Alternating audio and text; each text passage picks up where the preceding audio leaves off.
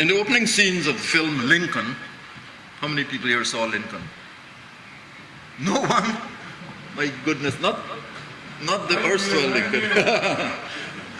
Thank you. Okay, it's a film I recommend you see. After, of course, Abraham Lincoln. In the opening scenes of the film Lincoln, a couple of soldiers, one white, one black, recite snippets of Lincoln's Gettysburg Address from memory, including the immortal phrase, "Government of the people, by the people, for the people." The viewer has the sense that the words are etched in their souls. The scene plays to the enduring myth of American identity and a long-cherished, but perhaps now slightly impaired action that at its core, America is a nation united around a set of commonly held beliefs, set down on paper and handed down across the generations. It is difficult to imagine any version of that scene in a Guyanese context, unfortunately. Our common stock of words are few. The first verse of the national anthem, perhaps, and a smattering of Martin Carter's lines of poetry.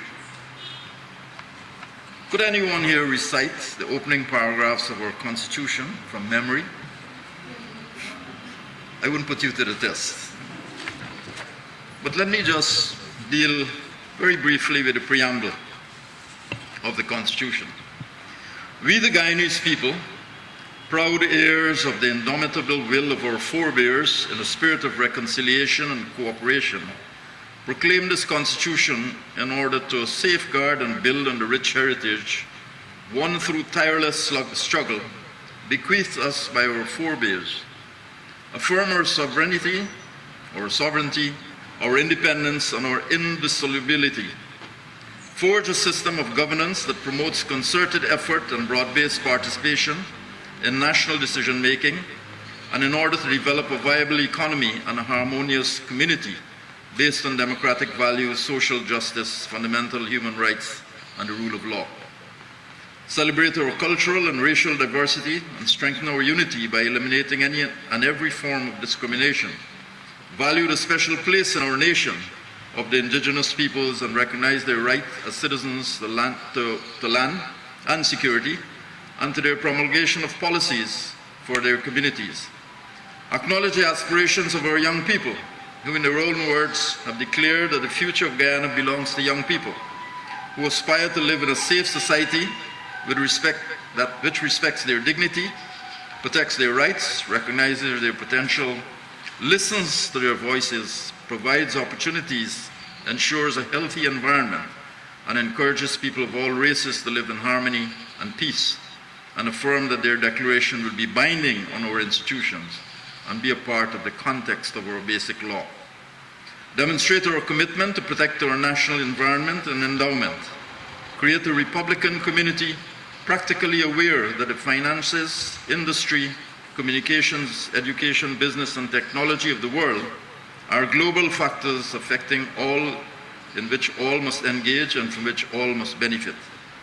As citizens of Guyana, we adopt these fundamental laws and make provision for their amendment to reflect changes in our society, inspired by our collective quest for a perfect nation, whose characteristics include the commitments, concepts, and other principles proclaimed in this preamble. May God protect our people. What then does it mean to be Guyanese? What is it that we share in common? What is the bedrock of our identity? What frames our concept of nationhood? What enshrines our collective rights and responsibility? The answer is obvious. We live in a constitutional democracy. The statements in our Constitution are not empty phrases or mere posturings. They are legally binding on us, on our government, on its instruments and its agents. All that most of us know about our Constitution is that some learned souls feel that parts of it are in need of reform. That perhaps creates the impression that it is a wholly flawed document. And yet, if we take the trouble to read it, I remember Lincoln's intervention at the University of Guyana. It is a model of plain language, clearly intended to be read and understood by all citizens, not just lawyers and constitutional experts.